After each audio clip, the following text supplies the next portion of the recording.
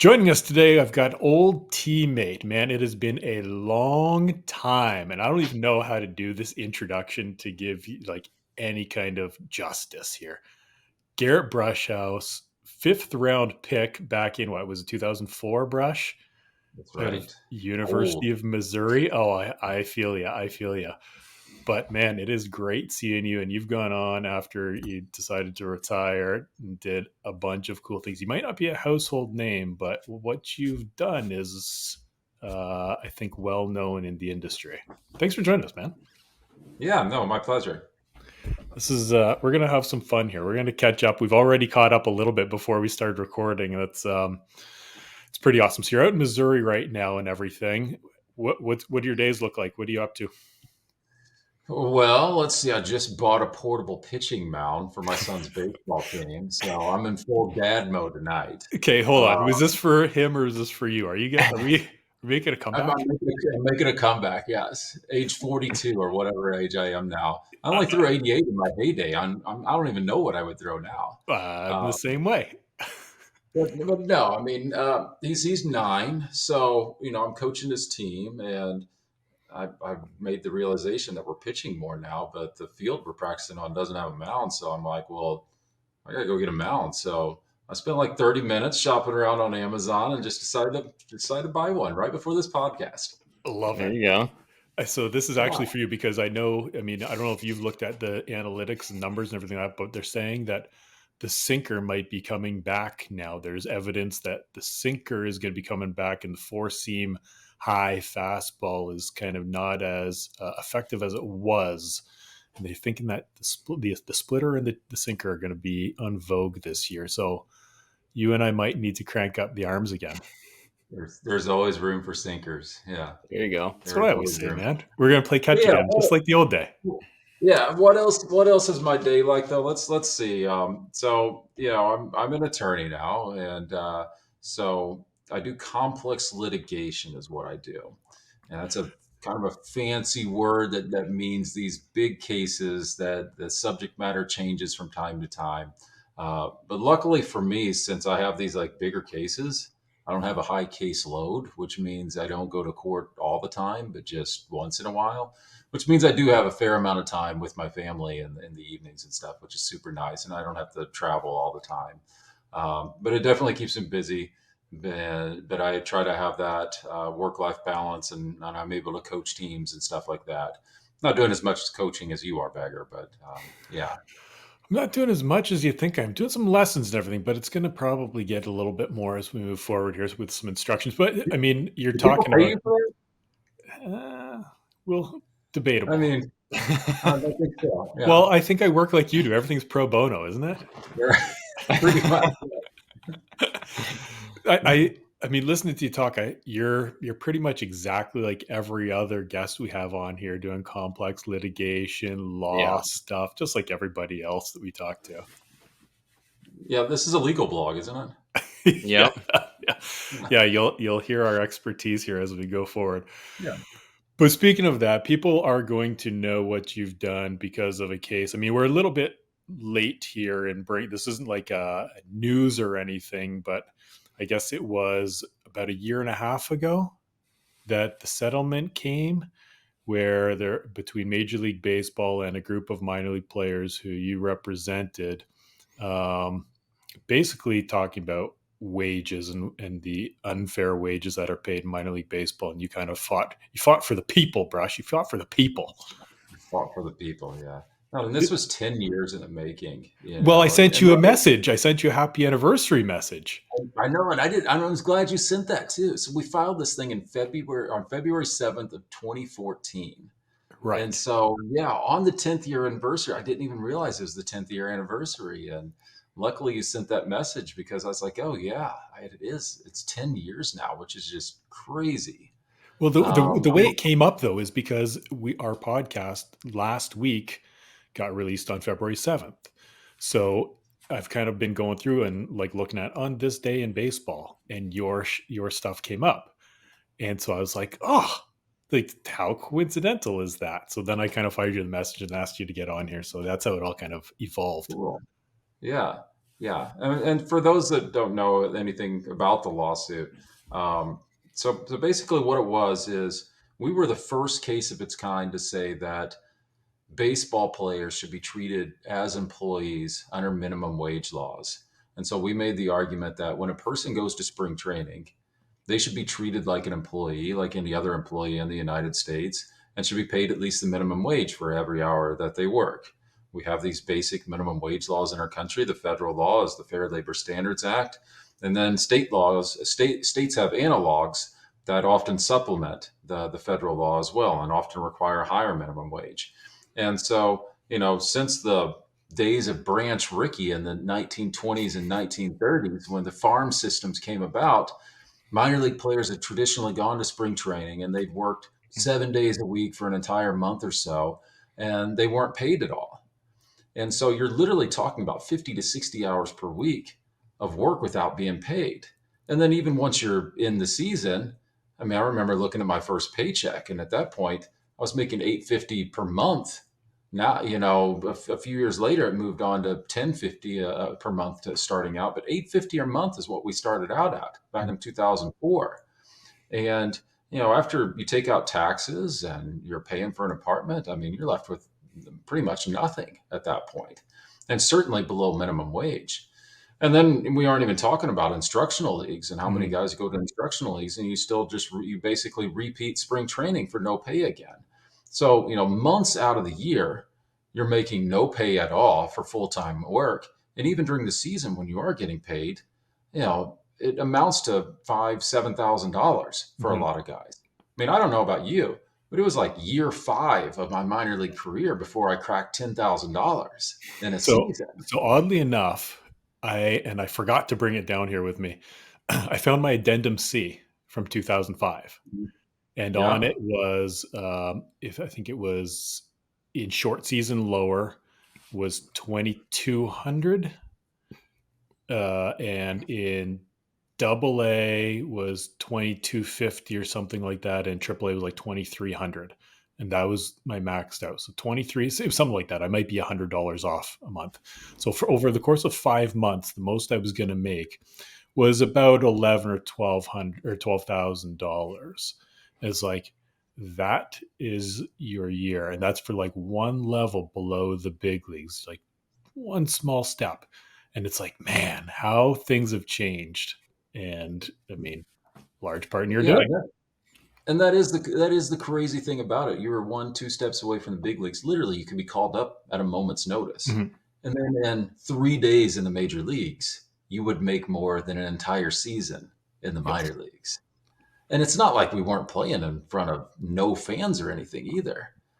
Whether you're going to Reading, Pennsylvania, or Mhm. Sacramento or wherever, I mean, very often you're playing in front of 6, 7,000 fans each night, sometimes 10,000 or more fans each night.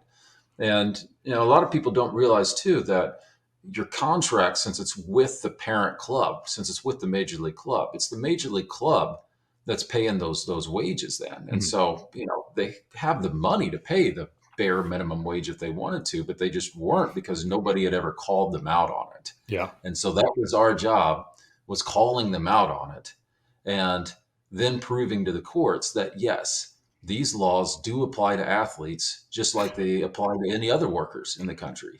And in fact, when I'm drafting that very initial complaint, I was very careful about this, and I did this throughout the case. Anytime I'm talking about athletes, and instead of using the word playing for the San Francisco Giants, for instance, I always use the word work Working, for right. San Francisco Giants, because over and over and over, I just wanted to keep using that word because it is work. Mhm. Like, yes, it's a privilege to go out there and put on the San Francisco Giants uniform or the New York Yankees uniform and go to spring training. Without a doubt, every day that I spent there, I loved, except the season where I went 3-17 and led minor league baseball in losses. That was miserable. But yes, it is a privilege to put in that uniform. But at the same time, you should be treated with respect just like any other worker. And we're talking about just bare minimum wage here. Mhm. And so, we were the first case to ever do this on behalf of athletes. No athlete had ever brought a case under minimum wage laws. Putting aside baseball for a second, this is Right. just completely uncharted territory. where nobody had ever done this. And I don't think they took us seriously. First off, you Right. know, they assumed that they would probably win early on in the case. And then 1 year went by and 2 years went by, and we slowly had small successes, and they led to slightly bigger successes. And we worked our tail off on this. I mean, we put in, um, gosh, I think our firm put in over 30,000 attorney hours between the two Wow. firms working on the case. Incredible. 30,000 hours over the 10 years of the case is how many hours we put into it. That's about a Um, minor league work month when you're playing. Right, exactly, yeah, exactly. Yeah, and what else would I wanna be working on? Like, it was a passion of mine, it was something that was personal to me, and it just like putting on that uniform was a privilege. I mean, being a part of that case and leading that case was a privilege as well, and I didn't take that lightly. Mhm. I put everything I had into that, just like I would for my minor league career because I knew the importance of it and how many people were counting on us to get this right. Leading up to it, was it something that was kind of always on your radar? I mean, I don't know your background of if you always wanted to be in the legal field, Yeah, but was that something that you always kind of want, is in the back of your head, and you're just like, I'm going to do it, and then jumped in, or how did that kind of lead up to it? like year one, year two of professional baseball, you're kind of just happy to be there. There's that honeymoon period, but pretty quickly, I mean, it kind of wears off, and you look around, and you're like, man, the guy selling beer is making more money than we are. Like Mhm. it's crazy. Literally, everybody else in the ballpark is making more money than the players themselves. Mhm. Um, so as time kind of went on, and I got older and saltier, and after Jagger retired, and I Involuntarily retired? right. Yeah. And we would kind of sit out there and in the outfield and I'd kind of kick it around with guys. It's like, do the math. We're below minimum wage. And then there was like one before my last spring training. By now I'm the like old crazy veteran that is super salty, like year 6 of my career. And I read a book by a labor lawyer. And I don't even know who gave it to me, but it was a book that called for the unionization of minor league baseball. And I read that thing and it was just really eye opening to me. And I started talking about unionizing minor league players to anybody who would listen. And I wasn't the right person at the right time. I even got a hold of this author. This Huh. guy's like an 80-year-old retired labor lawyer. And I get a hold of him. We start having weekly conversations. He's trying to get Teamsters involved and stuff. And nothing, it didn't go anywhere because, like I said, I wasn't the right person. It wasn't the right time either. But I also started thinking more about law school at that point. And in that last year of my career, is pretty apparent that it was going to be my last. I was just used as an organizational filler wherever they needed a body. Spending time in San Jose and A ball, spending time back in Double A, spending time in Triple A, just wherever they had injuries, I was the band aid that went Mhm. and filled in. And so one day, about halfway through that season, I just went to Borders, the bookstore that's out of business now, and I just went to it and picked up an LSAT study guide to study for the law school entrance exam. And about 2 o'clock in the morning on those long bus rides, when the bus movie would go off and the lights were shut down, I'd crank on that reading light and just start studying for the LSAT. And I took that bad boy test 3 days after I got back from my last game, Wow. and did pretty well on it. And the rest is history. I think I remember. I mean, one thing that I was thinking about, man, you're bringing back like so many memories. And retirement for me was a lot different. Like I remember you were actually one of the first people, probably after my family, that I sent the message to. And I had been rehabbing in short season, which there are rules about the old guy and how many days they could be there. And I get moved to San Jose to rehab. And we get back from a road trip in like the middle of the night. And I get called into the office and I'm thinking that they're telling me I'm going back to Fresno. And they say, Giants are releasing you. You got a flight home tomorrow. And I was like totally blindsided. And I remember sending you a message and I said, I just got released. I don't know if you remember this. I was like, I just got released. And you were like, are you serious? And I said, serious as cancer. And you were like, no way. And that was basically it. I was out the next day. And that's probably, I mean, we've kept in touch a little bit over the years, but I mean, we were pretty close when we played together and everything. And I was wondering like what retirement, because I want to hear your side of it because I remember, I think I remember something anyway about how your retirement went. Yeah, so mine, I talked them out of releasing me initially. Maybe this is a sign that I should have been going to law school. Yeah. There you go. So, into spring training 2009, I'm in the AAA group the whole time. Our pitching coordinator, Bert Bradley's telling me I'm probably going to Fresno. Very last day of spring training, they pull me into the coach's office. And yeah, it's just such a punch in the gut. Like there's just nothing like it at all. And they basically sit me down and they're like, look, we all like you and we thank you, but we don't have a spot for you in AAA right now. The guys who were in big league camp who we thought wouldn't accept a AAA assignment or taking AAA assignment, so we don't have a spot for you. So we're just going to let you go and let you try to find your way on with another team. And my wife, Alicia, was about to have hip surgery. And I just remember thinking, gosh, what's that going to do to our health insurance? She's on our health insurance plan. She's got to have this surgery. And so I basically just like broke down in front of them and begged to stay like on a roster. I was like, just put me wherever. I don't have to be in AAA. Just put me on a roster somewhere. And so they kept me in extended spring training then for a couple of days. So I'm like 27, 28 and going to extended spring training. And I'm there for literally like 2 days. And then somebody gets hurt immediately in San Jose. And that's why I go back to, single A as a 27, 28-year-old and as a reliever. So I'm throwing out of the bullpen too Wow. in single A. And I'd never been a reliever in my entire career. That's crazy down there. Those relief pitchers are nuts. Also entertaining. The bullpen's I mean, different. bullpen's different, man. Like it's a cold night in San Jose one night, and they decided to like light a fire to try to stay warm, I and love they had it. like smoke billowing everywhere and stuff. It's crazy down there. But anyway, so it wasn't as that season went along, though. I mean, it was pretty apparent that that was it. Um, and so I made the decision that law school was where I was going, and I was going to retire that off season then. My hip was hurting by then, my back's hurting, my arms hurting. Like I'm just, you're falling apart by then. And so I wanted to get everything checked out. I wanted to make sure that I was for sure going to retire. And so I wasn't going to let them know until after the first of the year.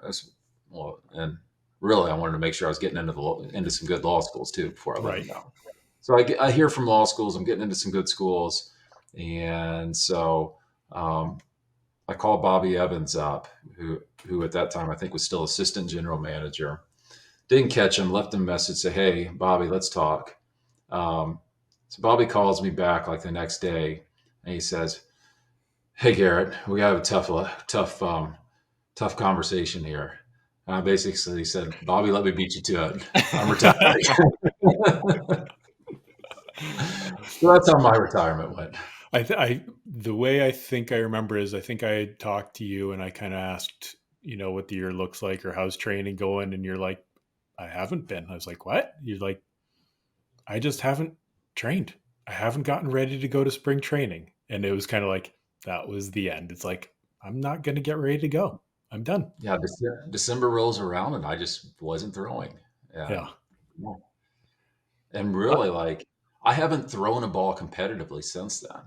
Like, yeah, I probably went years, other than giving lessons, I would give pitching lessons to kids all through law school. I was doing that, 20 hours a week sometimes, just Right. as my side job during law school. And, but other than that, I haven't competitively thrown a baseball since then, I don't think. Must have been nice though to have another focus though, huh? Because I know, like, I mean, I was only a college guy, but I played for years too. And this past year, I've had that big problem of like not playing ball anymore and kind of feeling lost. And I think a lot of, especially pro guys, right, especially when they come out a little bit older and kind of don't have anywhere to go. But for you, it must have been nice, kind of okay, your focus is going to be law, and you can kind of just jump into that, huh?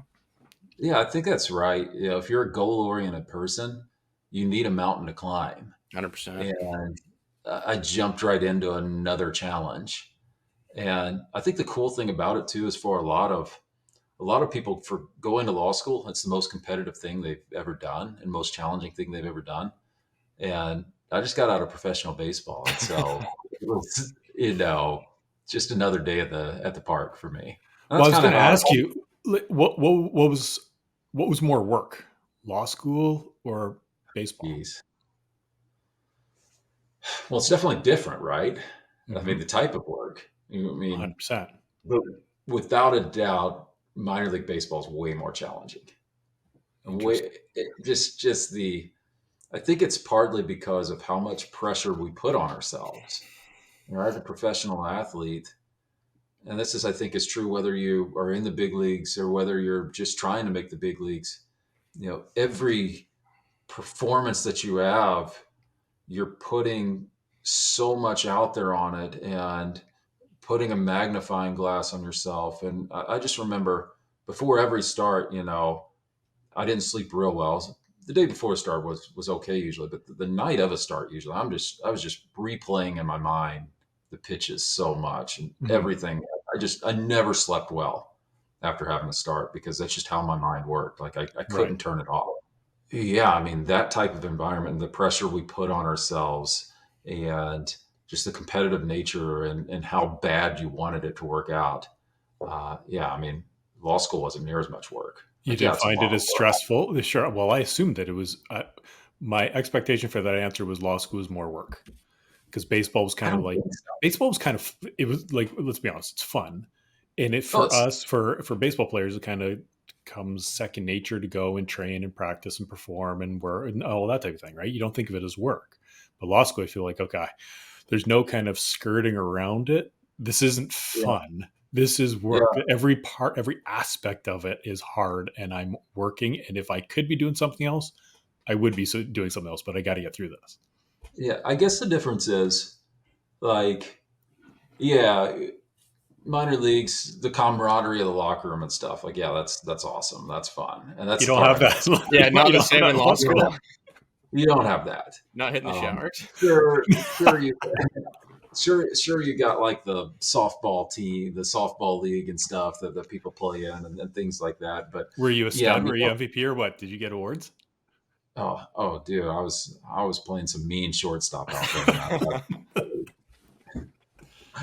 Um, but yeah, I think the difference is though. I mean, when you're in law school, you make it through the semester and then you got like 4 weeks off, and then you have another semester. And so you have this like rhythm of school and stuff where you make it through for a few months and you really push, around finals week, you push hard and stuff for a month or so. Um, but other than the few weeks before finals and finals week itself, I mean, it's mostly like a 40 hour week job. If you just approach it Okay. like a 40-hour week job, you're going to be okay. Um, Baseball, I mean, the season is just so long and it's 7 days a week a lot of times. And then sometimes you're traveling on that day off. I mean, August ass is a real thing. I mean, Yes. it's called that for a reason. Like by the time August gets here, Even it more is a so when you know long, you're not making playoffs, you're not winning, you're on a losing team, and it's like, you're yeah. in Bowie, I mean, Maryland, how at many, 104 degrees with the washer or the dryer catches on fire, and and yeah, you got bees chasing you around in the bullpen of Bowie, Maryland too. And yeah, that was a place. You got the roller coaster out in right field in Altoona. You might go and catch a roller coaster after batting practice, but yeah, it drags on. minor league baseball is fun, man. It is something special, just for It sure. is We kind of, fun. you love it and you hate it at the same time. But you've made Yeah, it with what you've like I done, said, though. I could have done without that 3-17 season. I will say that. Yeah, I'd say I remember one of our teammates, Jesse Floyd. Didn't he have a 17 or 19 game losing season? And I remember Steamer at one point was like, "We can't let him lose 20 games like this. Like, he can't That lose was 20 pretty. games. We gotta take him out of the rotation or something." That was pretty much me too, and they kept handing me the ball every 5 days Well, because I mean, your other numbers were good. We just couldn't score for you. I know. Yeah, that's what's crazy. 3-17 led all of minor league baseball in losses that year, and I had a 3.8 ERA. I Wow. got I your mean, numbers up right here. I did this. Yeah, I you had know that's great. three eight Those three eight strikeouts. eight ERA, 153 innings, 165 hits. 1.3 WHIP. Like walk totals are always down. You were like me. You didn't walk. You didn't walk guys. You were. We It were. shouldn't We have were been a pretty similar 17. actually. We didn't punch guys out. We didn't walk guys. Yeah. But yeah, man, it's okay. So you've made with the work that you've made minor league life a little bit more bearable for guys. Like we've interviewed guys here who are now playing, and it is night and day, I think, from what they have. I mean, salary aside, I mean, they're making, I mean, it's not an exorbitant amount, but it's a lot better than what you and I did, right? But they also have a bunch of other things that they're not responsible for. Run us through some of those things, because I'm sure I don't even know everything, and I'm sure the common casual fan doesn't know everything that has changed. Yeah. Yeah. So let's go and we can talk about the other stuff, but let's talk about the salaries too.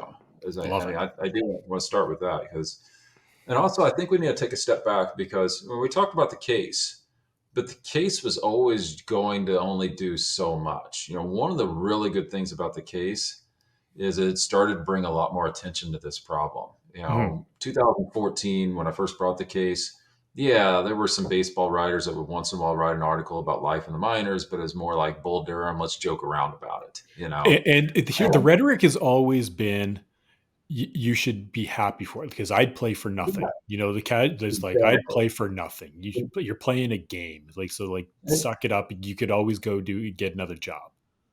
And even within the game, then the narrative is if you don't like it, play better. That's the narrative that's been around forever. And so changing that narrative was sort of the first step is getting more attention to the issue, getting people start talking about it a little differently. And so getting more articles out there, getting more stories written about it, changing how the writers were covering it was sort of challenge number one. And it took time, but over the years it started changing. But I still don't think we were changing public opinion. And it really wasn't, I don't think, until 2018 that public opinion started shifting. And what happened in 2018 is Congress passed something called the Save America's Pastime Act. Right, I remember And this. what, yes, so what that was is March of 2018. And I'll never forget this. It's a Sunday night and just finished dinner with the family. And I get a call from a Washington Post reporter. It's not their sports guy who I've talked to a time or two, but it's instead their like Capitol Hill guy that covers Washington, D.C. politics. Guy I didn't even know existed. And he calls me up. Somehow he gets my cell phone and calls me up at like 7 o'clock on a Sunday night and says, "Hey, what can you tell me about the Save America's Pastime Act?" And I said, "Well, what do you mean?" As it was something they'd tried 2 years before and hadn't gone anywhere in Congress. But see, 2 years ago, and what it was is it was an amendment to the federal minimum wage law that added an exemption for minor league I baseball players. remember Basically, that they basically snuck a it in poison, there. basically a poison pill for our lawsuit. And they tried it 2 years before in 2016 through the normal congressional process, and it didn't get anywhere because as soon as you get some sunlight on something like that, Mhm. it's not going anywhere. But 2018 happens, and we have a new president, and you have new congressional leaders, and all of a sudden the political environment is more favorable for business, more favorable for baseball then as well. And so through tons of lobbying, they have a direct channel to Mitch McConnell, Paul Ryan, the heads of Congress at that time.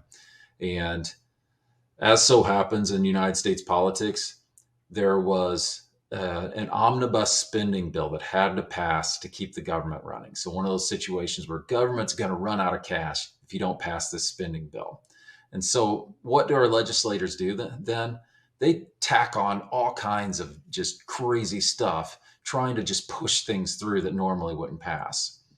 And so that's what they did with this act. It's a Sunday night. This guy's calling me up and he says, "Yeah, this thing, it's moving all of a sudden. All of a sudden, it's going to be introduced later this week, and this thing has to pass by Thursday." Wow. And so we're getting on the phone with, you know, any Congress people that we can reach. But when you're that late in the process and when you're working with an omnibus spending bill, like the rank and file members don't even know what's going in there. So it's just like the leaders of each party that's Mhm. doing the negotiations. And so Ryan and McConnell are pushing this thing hard, and they succeed in getting this thing in there. And it gets voted, it gets unveiled on like a Tuesday night. It's on page 1967 of this bill. Introduced on a Tuesday night. The House votes on it on Wednesday, then gets through the House. The Senate votes on it on Thursday, and it's signed into law on Friday, then. And just like that, there was an exemption from minimum wage laws for minor league baseball players. And it got tons of press. Real Sports with Bryant Gumbel did a segment on it. And I think that really helped shift the narrative, because if there's anything that people don't like, it's the idea of big business going to Congress and getting a special exemption for their business, especially when we're just talking about the minimum wage. I mean, we weren't Mhm. talking about that much money really for billionaire owners. And so I think that really helped change the narrative. And the other thing it did, it started pissing off the players too, which is the other thing that we had to do. We had Mhm. to get the players to believe in themselves and to realize that collectively they did have value and the work that they were doing did have value. And it's okay to ask for at least the minimum wage and to ask for better working conditions and stuff. And so changing that narrative both in the public, but also getting the players themselves to believe in themselves was sort of the second step in the process. And the other thing is, I didn't ever give up on that whole unionization idea. And that took a long, long time. But eventually, a group of us founded a nonprofit called Advocates for Minor Leaguers. Right. And it was it was a new nonprofit that had initially had like zero budget at all. Like we were just all doing volunteer stuff, but it behind the scenes was starting to organize the players, and again to get them to realize that, to really move this thing forward, they needed to start acting collectively. Like the lawsuit was always going to be just a band-aid. It's one thing to say, okay, you got to comply with minimum wage laws, but how do you really improve working conditions? How do you improve the fact that, guys are cramming six guys into a two-bedroom apartment sleeping Oh, on air mattresses? wasn't that a great year? How do you how do you improve the fact that, one of my road roommates racked up credit card debt and decided he just wasn't going to eat lunch anymore, and the first thing he's going to eat each day was a peanut butter and jelly sandwich at 2 o'clock in the afternoon. It did that How do too. you solve things like that? Exactly. I I wasn't remember going to. my first year the first time I got moved to AAA, the guy I was replacing, I don't even remember who it was, but I think he was a family guy. So he didn't share an apartment with somebody, at his family there. So he leaves. I go in. There's not an open room, which is kind of typical, right? Somebody leaves, you go in, crash wherever it is. Well, so now there's no open house. So I'm couch hopping from teammate to teammate. I end up shacking up with our clubby and his girlfriend for like a month. But before that, I was like couch to couch. I didn't have a place to sleep. I was sleeping on Chesterfields, as we say in Canada. Chesterfields. Yeah, Wow. man. No, and I think all of us have a story like that. I remember staying in like the cheapest, biggest dump I could find in Norwich, Connecticut, Mm-hmm. and um, like the apartment above us. I mean, this place is just atrocious. Like you'd hear the rats in the walls and stuff. Oh yeah. And the apartment above us, the girl, I don't know, she like left the toilet on or something. Like the toilet was overflowing, and I, Oh, and I picked up Alicia from the airport, first time visiting me at this place, and I'm already like, I can't be taking her back to this place. She's going to think this place is awful. And we get there, and there's just toilet water streaming through our ceiling, and that's the first thing that she sees. She's like, "Are we really staying here?" this is the shower, honey. Yeah. Exactly. It's the waterfall, the water feature for the. But yeah, we all have those stories. Um, so yeah, so how do you improve those things? And so eventually the nonprofit was able to do that grassroots organizing. We raised funds. The Major League Baseball Players Association gave us some money. to hire a full time executive guy named Harry Marino, who's another former minor league player who also went to law school and became an attorney and was a brilliant guy. The standard move Perfect. after you're done playing baseball now. Yeah, lots of Standard. us do that. Yeah. And so, yeah, Harry took it next level with really getting the players organized. And, we were working the MLBPA too, saying, hey, you guys got to jump in and do this. And so eventually, and this was right after we settled the lawsuit, MLBPA decides it's time for them to launch. And the nonprofit had done all that priming of the pump and organizing. And literally within weeks that year in 2022, you had 4,500 minor league baseball players deciding, yes, let's join a union, doing something that had never been done in over 100 years of professional baseball. Mm-hmm. And Major League Baseball Players Association goes from just representing major league players to all of a sudden representing every professional baseball player out there, Wow. which was really, really cool to see. And so that's a long story, but it shows how we got to this place and how much work went into creating that movement so that, yes, we could better these working conditions. Because today, what has happened then, a big thing is housing, for instance. We've told those stories about housing. Guys don't have to worry about that anymore. Mm-hmm. Now with the collective bargaining agreement, they have to have housing provided for them. And it's from what I've heard, it's pretty good usually. They don't have to worry about finding apartments. They don't have to worry about sleeping with host families. I've slept on so many futons at host families Oh yeah. during my time. You're 25 and married and you're sleeping on a futon in the host family's basement. Yeah, thank you for taking me in and saving me money. But I mean, come on, it was crazy.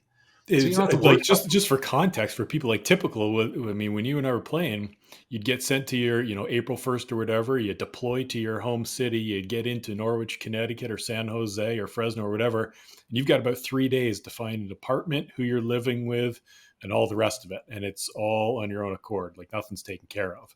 But now, as you're saying, it's all funded. It's all taken care of. Guys don't need to worry about that part. Yeah, and let's put aside the money issue. But yeah, taking that stress off of the player so they could just focus on becoming the best baseball player they can become. That Mm-hmm. should be the goal. And should have been the goal all along. Same Yeah. thing with food. Now they're guaranteed to have a certain level of food, both pregame and postgame. And again, you just remove that stress from the player then and let them focus on playing. Yeah. And it's so much better. And So salaries, like you said, you're talking in those lower levels, you're talking about 25,000 now for a season versus that's insane. 7,000. Yeah. I didn't make that much money until, one of two places, I guess. One was my last year when you were telling your story about getting called into the office of spring training. They were going to release you, and you lawyered up and said, "No, you're not going to release me. I'm going to stick around." Mine was almost the same. It was 2007. I'd been in AA for too long, and in spring training they called me in and said more or less same things, we really like you. We don't have a spot for you in AAA. You don't have anything left to prove in AA, but there's some guy named, it's Timothy Linesman, Tim Lincecum, something like that, and he's going to be in AAA. So we got to send you AA. How about we send you? We're going to pay you $5,000 a month at AA, and then if a spot opens up in AAA, we'll give you $7,500. And if there's no place in AAA come June 1st, we'll give you your release. And I was like, well, great, thank you. I don't have anything. I don't have a leg to stand on. I can't say no because I'm one of those 6-year minor league free or whatever, into the deal. So I don't have any bargaining chips. So I was like, okay. So I go AA, and 3 weeks later, that same guy, Lincecum guy or whatever, is going to the big leagues. So I go up to AAA. So that's where that was the first real money I made at $7,500 a month. So I made roughly 30 grand that year. And that was the most I ever made playing. Yeah. And they were saying they make that the lowest of lowest levels, 25. Yeah.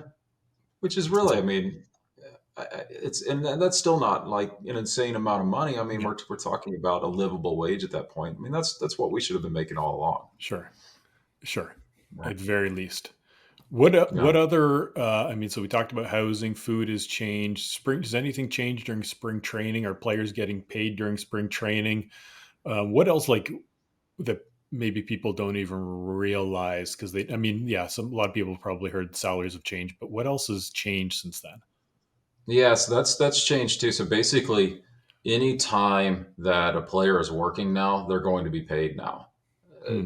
During spring training, they aren't paid their full salary amount, but basically, there's just a short amount of time during the off season where it's considered a true dead period where they aren't paid. But other than that, yeah, you're paid most of the year now, which is Hmm. a huge difference. Um, and again, it removes that stress. I mean, most of us got off season jobs. I mean, gosh, what all off season jobs did I do? Well, I worked as a personal trainer, getting people buff in the gym one off season. There you go. That was yeah. I worked that front desk at 6 a.m. at the gym and got the free gym membership by doing that. That was key, getting that, saving that $20 a month, getting that free gym membership. That was really key. It's like Um, it's serious though. Like that's the thing. You're finding ways to pinch pennies left and right. Yeah, like I was dead serious about that. I actually took that into account as to why I got that job because I could get that free gym membership then. Just I look back on it, I was like, that's $20 a month. Like that seems so silly. But That's a I took sub that or into two at account. Subway. Yeah. If I were Yeah. playing now, I'd be absolutely selling foot picks online. That's the Oh, way for to go. sure. That's the way I to think go. so. I think so. I've seen your feet bag. I don't know how much you'd make there, man. Hey, if $20 a month, I'm in. Did you ever No, but feel yeah, like it was like David versus Goliath? always was, without a doubt. I mean, who was I, some washed up ball player, pretty much fresh out of law school from St. Louis, Missouri, to take on an entire industry and to try to change something that had been the same way for 100 years. Anytime you're facing the status quo like that and trying to change something that's just so entrenched, I mean, yeah, we were always the underdogs without a doubt. Um, but I'll give my boss credit. He gives me this leash and says, okay, yeah, we're going to put our whole firm's resources behind this and we're going to do this because it's the right thing to do. Mhm. And, success isn't guaranteed when you do that. Like I said, that's a lot of hours that the firm's investing in that. And we very well could have come back out of that with absolutely nothing to show for it. But he had faith in the cause and truly believed it was right and backed me all the way, which is really cool. I mean, I was very fortunate to be at the place I was. I mean, there weren't a lot of firms that would have done that, Right. Was it? especially when I'm coming in fresh out of law school and I was saying, gonna say "Hey, you were new, you were young. I was in my first year of being an Yeah. attorney." Wow. What with that success though? Did was there points where you just kind of stood back and like, wow, because again, like you said, like hundreds of years of the same thing happening and you making such a difference. What was that feeling like? Because I know from the outside, for me, like it's almost like it's pretty cool talking to you today, a guy who not on the ball field but made such an impact on professional baseball. Do you ever like step back and kind of just put it in perspective of the change that you have made? I'm admittedly not good at that. Like I Okay. just, I just, that's one of like, I have a tough time reflecting sometimes. And maybe, I know you guys have had Darren McMahon's on your podcast before. Yeah. Yeah, Maybe DMAC. I need to talk to DMAC some more about some sports psychology topics Maybe you and should how I should write a song with my him. mindset stuff. Stash and I Hawk, should. revive Stash and Hawk. I should. Um, but yeah, I do look back a little bit, and especially think back to, like, whenever the settlement finally went completely final and was approved, it happened to be the same exact day that the first collective bargaining agreement also came out. Was it And July so 15th, July 5th, 2022? July 15th was when um, that was when the settlement was first announced, Right. but it didn't Okay. actually become final until like 9 months later in Okay. March of 2023. Okay. And so by then you'd had the unionization effort. and you had a federal judge signing off on the settlement, um, saying that it's completely good, because see, when you settle a big case like this, it's a class action. You can't just say, hey, we're settling, and it's done. Instead, you have to get the federal judge to actually approve it, and you have to give like class members a chance to object, um, because it's just a matter of due process, ensuring that this settlement's actually good for the class members, and that class counsel isn't just saying, hey, I'm tired of litigating this, and trying to just get Right. out. And so it's like it took like 9 months. Um, and so that 9 month process, it finally came to an end in March of 2023. The same exact day that the federal judge announced that was the day that the collective bargaining agreement also came out. Hmm. And so just the timing of it, just incredible that it matched up like that. And that was really, I think, the moment that I could sort of reflect and take a breath and say, okay, we've done our job here. Because once the union's in place, they no longer need me. I can step aside. I've been fighting this fight for 10 years now. At that point, Right. 9 years, and you know they needed something bigger than that, though, and they needed something more permanent. And so, knowing that they were part of, to be honest, probably the strongest sports union in the world, Major League Baseball Players Association. They were literally the first sports union in the country when they formed in 1966, and have a tremendous legacy of advocating for players' rights. And knowing that they were part of that and would have continual protection, I don't know. I could finally like just take a deep breath and sigh and think, okay, we actually freaking did this. Like how did we do this? I have no clue how we did all this. But You we blacked did out it. for 9 years. Yes, basically. So are they still protected under the MLBPA, or do they have their own now? So they are still under the umbrella of the Major League Baseball Players Association. Yes, so they're members. They it's sort of like it's separate units, but yes, the MLBPA is still the union. That's the umbrella union for them. So let's talk about some numbers here. The final settlement then was $185 million, correct? Yes. And how many players did that cover? So essentially what happens with that money once there's that settlement? Yeah, so we could only go back so long. I So know we I'm a had little to. upset about that because I think it was the year after I was done. Well, let's see. Arizona, we could go back to 2009. Is the Yeah, latest we could go back. I Yeah, was done in '08. yeah, You yeah. son of a bitch. I know. So yeah, so depending on all these laws have what's called statutes of limitations. So they only allow you to go back so far. And so usually around like 2010 is what we could go back to. But what that meant, because there's quite a bit of turnover in the minor leagues, that meant that the class was a little over 20,000 people.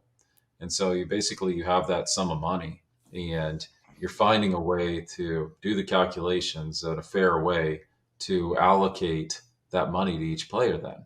And so we had a statistician that is way smarter than me, and which doesn't take much. I know I'm filling the bit for it. But yeah, we have this statistician to run all the numbers. He's literally looking at all these different schedules, all this data that Major League Baseball provided, and he's looking at what players were actually paid, estimating how many hours they actually worked by looking at game schedules, spring training schedules, and all that, and calculating how much they should have been paid. And then the delta is their damages, and then he's inputting that. And so it depends on how many spring trainings you're working, how many instructional leagues you went to, how many extended spring trainings you went, how much of that's within the class period, or like yourself, outside of the class period, and doing this math for every single player out there, for Wow. over 20,000 players. But of course, since he's way smarter than me, he has a computer program that's like doing all this We're doing it stuff. by hand. So, right, yeah, I could do that for one player, and it would take me 2 weeks. And gosh, so yeah, so he comes up with this big old this formula, and it's just formulaic. Then the computer program's running it, and so that's how the allocation comes about for player. And so some Wow. players, if they only had one spring training in the class period, they're getting much less than somebody who had 6 or 7 spring trainings within the class period. There were some guys that got $20,000 out of this, which is, it's real money for sure. Yeah. It's funny because I was, when I was planning on having you come on in the past week or whatever, I was looking at some of the documents, and one of the, I don't know how it was, a 40-page document or so. And I was reading it fairly intensively, but then I got tired. So I started skimming it. But it was talking about like mandatory work periods and then optional work periods and I'm sitting there thinking, I'm doing the math in my head, speaking of numbers. And I'm like, I was generally always the first person in the clubhouse, and I'd show up between kind of 12 and 1 o'clock. Now, half the time was to get that PB&J sandwich before anybody could see me. But then you start doing like your conditioning and your running and your big stretch guy and all this. And then you're there until after the game, until, call it a 3-hour game, 7 to 10, you shower, you eat. 10:30 is kind of like the earliest really that you're getting out of there. So now I'm there for like 10 and a half hours, roughly. Say, let's call 10 hours a day. You're doing that 6 to 7 times a week. So you're 60 to 70 hours a week. And we all did it when we were playing. You're talking about like, we all figured it out. Like, we're making $2.60 an hour, like doing this. This is crazy. And you all play that numbers game, right? So I didn't realize like every player is different for what they were compensated with. Yeah, yeah. We tried to make it. It was formulaic, but at the same time, we made it specific to each player. Where yeah, you're actually looking at okay, how many spring trainings did this person Yeah. go to? Yeah, you're right. Estimating the hours work. That was a real challenge because one of the things that MLB's attorneys kept pointing out was the fact that, well, there's no time clock here, and so you have no accurate way of recreating the workday, Mhm. and so solving that problem was actually took years to fight about. That was literally the focus of so many arguments with the court, not only with the trial court, but also when we went up on appeal to the Ninth Circuit Court of Appeals, also convincing the Ninth Circuit Court of Appeals that we had an adequate model for that. And basically, what we tried to do, we combined lots of different data sources. And so, one of the things we looked at were all the schedules that we had. And remember you go to spring training and you have basically the daily itinerary, the Oh daily yeah. schedule they Yep. post on a bulletin board. I saw So that you guys incorporated that into your suit, right? first thing you look at when you go into the clubhouse each day at spring training is you look at that thing and see what you're doing. Mm-hmm. So we had our statistician. He had a team of people reviewing like 5,000 of those things Wow. and taking numbers from that to come up with like averages for each team and averages for a game day versus a non-game day and things like that. And so that was one thing we could use. And then we also had this survey. We hired a survey expert to go out, Mm-hmm. and he surveyed like 1,000 players and said, "Hey, on a game day during spring training, when it's a home game day, around what time do you get to the ballpark? And when do you start doing stuff? What time do you leave and stuff like that?" So that's another data point. And so Mm-hmm. we had to do all these things to sort of create an image of what the workday looked like and get past and to survive and to put forth and meet our burden of showing the hours worked by the players. Because yeah, I mean, and it was really challenging. I think it was made it really challenging for me is because since I'd lived it, I knew that this was what it was, Right. but me knowing it wasn't enough. I No. had to go out there and find sources of proof to meet the burden of showing everybody that this is the case, this is what it is. Now, did you find major discrepancies between the organizations with how much time one organization put in versus another? Yeah, who worked them like dogs? No kidding. It's like, wow. Is there any Who are the correlation here between who success are, rates and like hours at the who are field the, or anything? who are the lazy organizations? Yeah. No, I don't think there's anything like that. Certainly Nothing glaring. certain club schedules ended up showing less hours, but I think it's just because they didn't put early work on there. You Yeah, of know, course. like maybe early work's just written on there rather than written on the board instead of like being on the formal schedule and stuff. So you Because have things like that going on. a typical day would be like BP at 4, right? Stretch at Right. 3:30, BP at 4, or something like that. But guys aren't there at that. Like I said, I was there between 12 and 1 usually every day at home, right? When I could go on my Exactly. own, and because I didn't like rushing, I hated rushing. So I Yeah. took, and that was the other thing I saw, like, and it was in the suit and all the I guess arguments is like, well, you might be there at 12:30, but are you sitting down? Are you talking? Are you eating? Are you showering? What are you doing? And essentially, I think the argument from your side is it doesn't matter because you're still at the workplace. That's like saying if you work in an office, you can't be chatting with somebody or having a drink, you sipping coffee or listening to music. Yeah. Because of course, I mean, no matter where you're at, I mean, you're going to pop into somebody's office, you're going to go to the water cooler, you're going to talk for 10 minutes Mhm. sometimes. Or, I mean, it's still part of your work day. I Right. mean, my boss doesn't deduct my pay when I talk for 10 minutes to somebody. That seems crazy. That's wild. Okay, so side question and kind of a different angle here. In 2021, before the season started, 42 minor league teams were contracted. Did that have anything to do with what was going on with the case, or is that totally separate? Well, certainly people try to connect that. Um, Yes. and, and I can see why they would want to do that because you think, oh, they have to pay them a little more money now. Right. So they're going to cut teams now. But at the same time, I talked to people at baseball that had already been thinking about this for a long time. You know, once baseball became run by Harvard and Yale people, they quickly were starting to run it like a typical business would be run, trying to cut corners, trying to make things more efficient. And so, you know, I think it was already in the works. I mean, I remember talking to an assistant general manager long ago, like while I was in law school, before I even brought the lawsuit. And one of the things he told me was, you know, we are much better at identifying players now. We're much better at developing players now. So we don't need 40 rounds anymore. Hmm. He's like, we should get rid of half of the rounds. And we don't need all these minor league teams. You know, this is just a historical artifact. And this is Right. back like 2011, 2012. So guys were already thinking about this. The Hmm. people in charge, the Ivy Leaguers, were already thinking about this, you know, long before I came around and started, you know, causing chaos. Um, now, you know, did the change that we affected push it along? I don't know. Maybe it did some.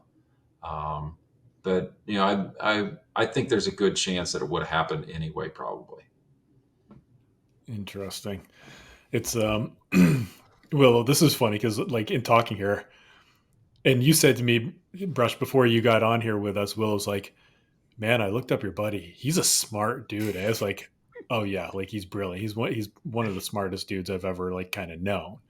And You talking I about keep me? thinking, I don't know many people, but I remember one year. So I was playing winter ball in Venezuela, guy, and I can't remember, it was either 2005 or 2006 because I remember the hotel. I was at my home hotel, so I remember where I probably emailed you because I didn't have like a cell phone or anything like that, and I had this like creative epiphany. And I knew like Brush did a lot of writing for Baseball American, Sporting News, and everything, wrote articles. And I was like, Brush, we should write a book because we got all these stories. We got stories. I'm a decent writer. I'm smart enough. You can write. We got stories. Let's write a book. And now, like in hindsight, I'm thinking he's probably thinking to himself, like, I'm good. I'm going to sue Major League Baseball Yeah. instead. Like, I'll pass on the book. We're not hitting We should the still write top. a book. I We should. forget all the stories. That's the problem. My memory is so bad that I forget more stories than I remember. And if I do remember them, I probably remember them wrong. So Do you they're still all remember fiction. how to write? You probably don't remember how to write anymore either, do you? I can still write decently because when I got into teaching after pro ball, I was kind of the editor on staff, and I was kind of that. I was the grammar guy and all that type of thing. So I'm not going to put myself in your category, but I can hold my own. The only thing is, I spell like words like color with a U in it. The Uh, Canadian. yeah, we go Oh that yeah, side. yeah. That's because you still have like the monarchy on your money and stuff. So yeah, Yes, you're we do. allowed to do But that's it. So that's kind of like Brush and I went two that. different directions here. Can we talk more about Canada for a second? Do you remember losing to Brooks McNiven? I don't recall this. This Um, is one of those stories that I made up my own kind of ending on, to it.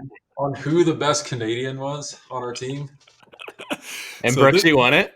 Yeah. Willow, yeah, Willow. Have you heard I this know before? Brooks. I know Brooks. I he haven't heard knows of that. Brooks though. I know Brooksy. Yeah. Yeah, yeah.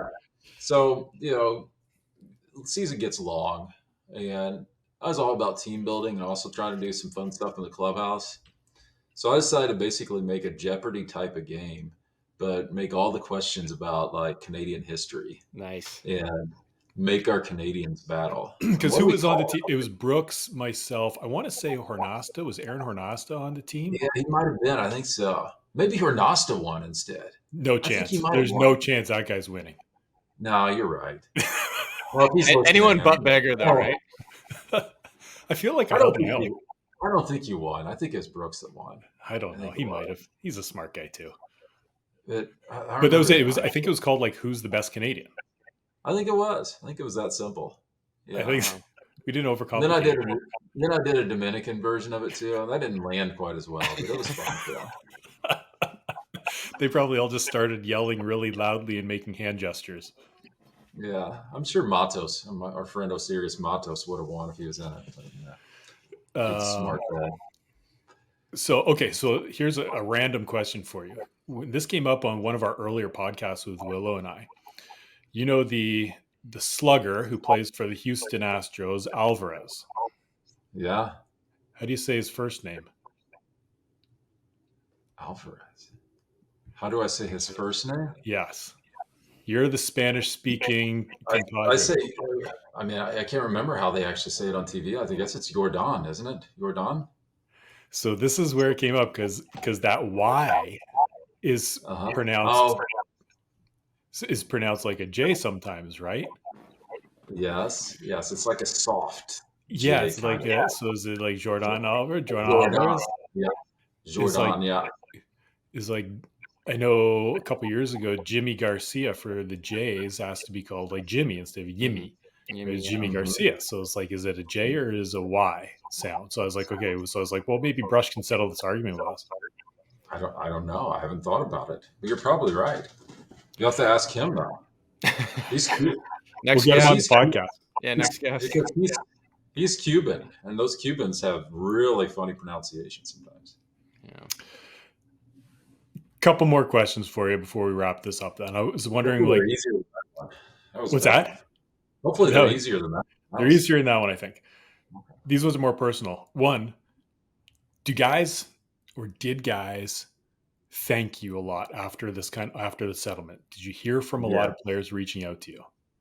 current players and past players, and it was so cool, especially those guys that became involved in the unionization effort. We had so many talks with those guys, and step one of that movement was building out a leadership team. And so the goal was to have a couple of like team leaders for each major league organization. And so those were the guys. A lot of the times it was big league veterans who we thought were still going to be around, for the next couple of years. But those guys really like it just broke my heart a little bit to see, like, just to see that they cared about enough about this movement and believed in it enough that they were willing to stick their necks out there and do that. And so, Were there any yeah, names you can share with us, or no, like I'm not going to commonplace share names? any names. Fair enough. Yeah, it was all confidential. And, but yeah, I mean, and so getting thank yous from them and feedback from them is just really cool.